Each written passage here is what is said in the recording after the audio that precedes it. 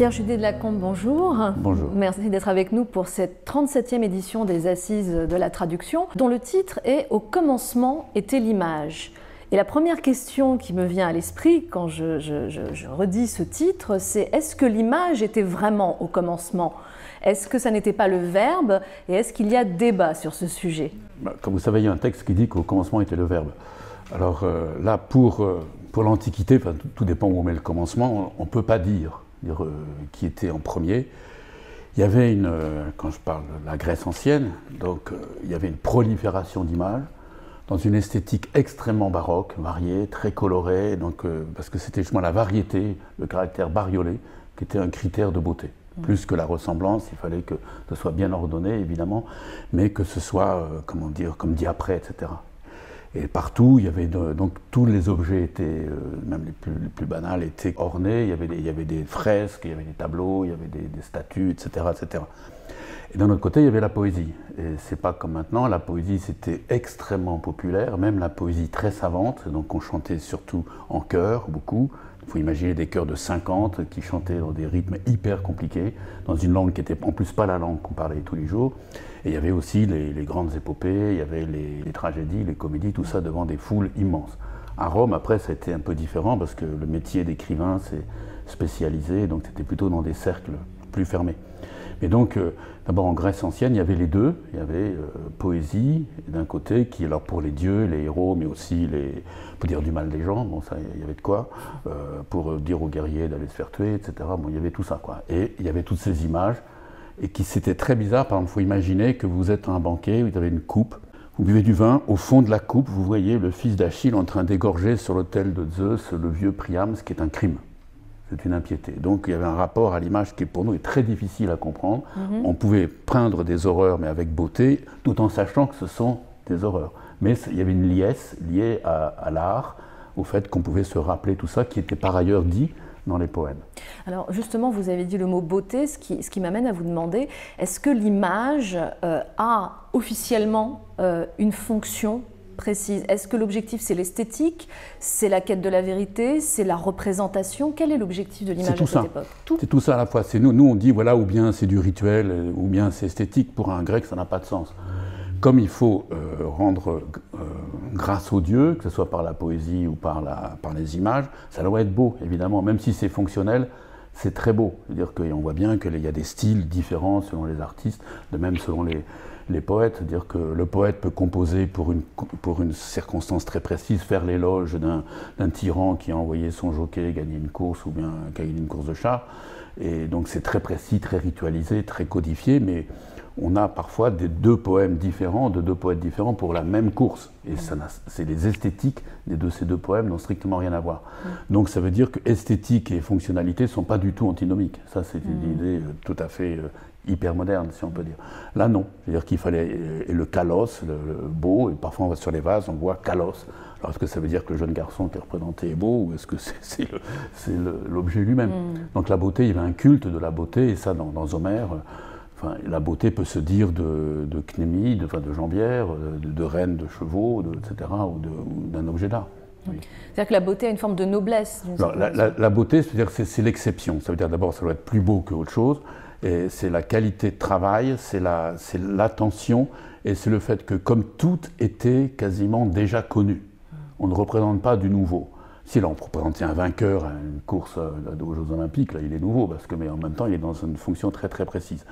Et la beauté, c'est le fait qu'on arrive alors face au temps qui passe, donc on arrive à soustraire ce qui s'est passé là, qui est qu'un moment, par exemple, ou bien la mort, ou bien la jeunesse, tout ce qui passe, quoi. On le soustrait au temps qui passe en donnant une forme.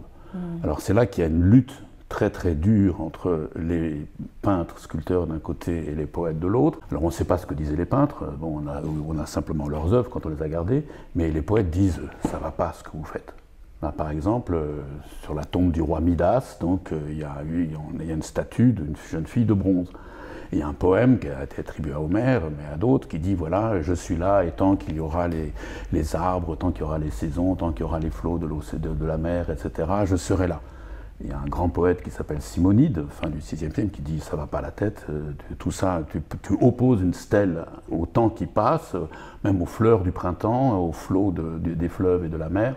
C'est absurde, toutes ces choses sont moins fortes que les dieux. » Et en fait, ça veut dire c'est le langage qui a beau être très frêle, très fragile, qui est presque rien, qui sait soustraire ce qu'on doit dire ou ce qu'on veut célébrer au temps qui passe.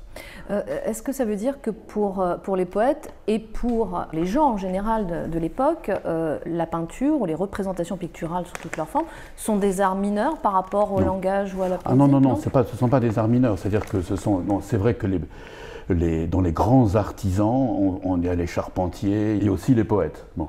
Mais il n'y a pas les peintres. Donc ça c'est intéressant, ce sont les peintres dans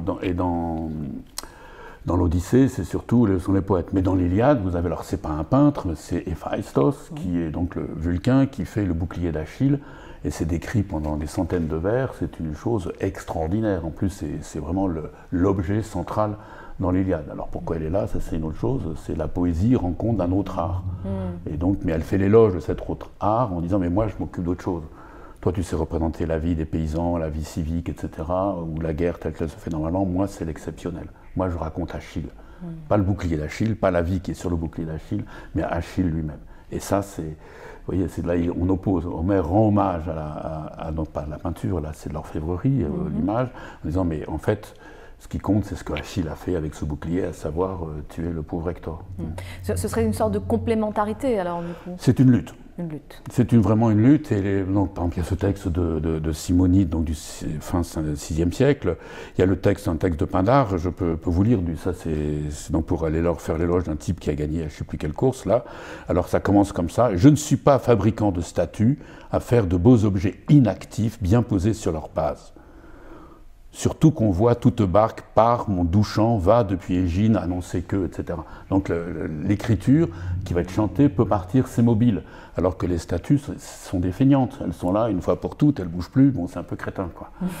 Et alors là, pour montrer à quel point c'est travaillé, Pindare a fait un autre texte que moi je trouve absolument extraordinaire pour montrer que la poésie qui bouge et qui va passer dans le temps et qui va créer de l'immortalité, elle est effectivement éphémère, fragile, mais elle est comme un énorme bâtiment bien solide. Donc le chant et l'architecture, c'est la même chose. Là, il dit « D'or, la fondation est frappée en cadence pour les chants sacrés ».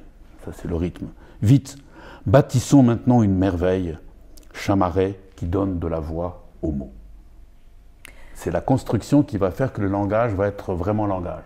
Et donc, il reprend ça, alors c'est pas la peinture, mais quelque chose de fixe. Il reprend toutes ces images pour dire « Moi, je sais faire un temple qui sera encore plus beau qu'un temple parce qu'il y aura le mouvement, il y aura le rythme, etc. » Donc, vous voyez, ça, c'est quand même c'est extraordinaire, cette lutte entre... Alors, est-ce que l'image est sujette à interprétation subjective à l'époque, ou est-ce qu'au contraire, on doit répondre à une certaine norme, ou j'allais dire un cahier des charges presque? Alors, il y a un cahier des charges, mais c'est aussi bien en peinture qu'en poésie, même s'il y a des styles de peintres qu'on sait reconnaître maintenant sur les vases, et en poésie, évidemment, alors là, c'est en général signé. Donc, on voit que ça a beau être hyper conventionnel, et c'est formulaire, par exemple, le langage d'Homère. On connaît à peu près les circonstances rituelles dans lesquelles les poèmes étaient improvisés et récités et dans lesquels les vases étaient utilisés. Mais ce n'est pas parce que c'est formel, formulaire, que ça empêche l'imagination, l'innovation. Au contraire, puisqu'on donne des règles, c'est comme dans les romans contemporains qui se donnent des formes extrêmement strictes, on se donne des règles et à partir de là, on peut faire ce qu'on veut. C'est très libre. Pour quelle raison Platon parle d'illusion quand il s'agit d'images, de façon un petit peu... Alors c'est négatif. Alors, voilà, effectivement, nous on a ça en tête, et donc Platon critique la poésie et la peinture. Alors il dit la poésie c'est comme la peinture, donc il prend comme exemple la peinture. La poésie qui a du langage, qui est faite de langage, donc qui pourrait faire de la philosophie, n'en fait pas du tout. C'est comme la peinture qui est muette, qui ne fait absolument pas de philosophie, mais la peinture c'est qu'une image d'image, le monde étant l'image d'une idée, et la peinture est l'image des objets du monde. Et donc là, il rabroue la poésie pour dire que c'était pas mieux que la peinture, et la peinture, ce n'est qu'une imitation. Alors nous, on a pris cette habitude en disant, oh là là, c'est pas bien, parce qu'il n'a pas compris l'autonomie de l'art, etc. C'est pas si simple, parce que pour les philosophes, l'art est imitation de la nature. La nature, c'est quoi? pour les philosophes. Mais la nature, c'est de l'art. La nature, c'est... Platon, il parle bien du démiurge, c'est un artisan qui a fait le monde à partir d'idées. Et dans Empédocle, qui est un peu avant, au 5e siècle, vous avez un truc extraordinaire, la nature imite la peinture. La nature, ce sont des éléments, l'eau, la terre, le feu, qui sont mélangés, dissociés ou mélangés. C'est comme le peintre qui dissocie ses couleurs d'abord et qui ensuite les met ensemble. Et Empédocle dit, voilà, la nature fait comme les peintres. Donc c'est pas du tout comme pour nous, la nature, c'est pas ce qui vient spontanément comme ça, c'est le monde tel qu'il est ordonné. Et s'il est ordonné, c'est qu'il y a bien une raison. Donc il y a une raison dans la nature, de même qu'il peut y avoir une raison dans le discours qui parle de la nature, c'est-à-dire en fait la philosophie. Alors c'est là que la poésie intervient, elle dit mais ça va pas la tête, c'est pas si simple que ça, vous objectivez tout, vous traitez ça du dehors, et en fait il y a une activité différente, et là, bon, je sais pas si on peut arriver au titre de Ut Pictura Poesis, le titre voilà, qui est du latin, c'est pas du grec, qui veut dire non pas que la poésie est comme la peinture, c'est la poésie est comme un tableau. Et c'est le poète Horace qui dit ça, donc c'est vers Jésus-Christ par là, à Rome, et lui qui était un épicurien, mais contrairement à Épicure, il fait de la poésie alors qu'Épicure a condamné la poésie, comme Platon. Horace fait de la poésie, et pour lui le critère, une bonne poésie, ce n'est pas la poésie qui imite bien, c'est la poésie qui fait plaisir. Donc on doit avoir du plaisir en regardant, ou en écoutant un tableau, ou en écoutant un poème. Et comme il dit, parfois Homère, il dort un peu, ça m'ennuie, mais bon, il est tellement fort partout, presque tout le temps, qu'il a le droit à un peu de sommeil, un peu de pause. Alors, mais il dit, mais la peinture, la poésie comme un tableau, ça veut dire qu'il dit bien, un tableau, ou bien on le regarde de loin, on le regarde de près, il y en a qu'il faut regarder de près, ou il y en a qu'il faut regarder de loin, il y en a qu'il faut regarder dans l'ombre, au contraire, il y en a qu'il faut mettre en pleine lumière, et en pleine lumière, il résiste au jugement critique.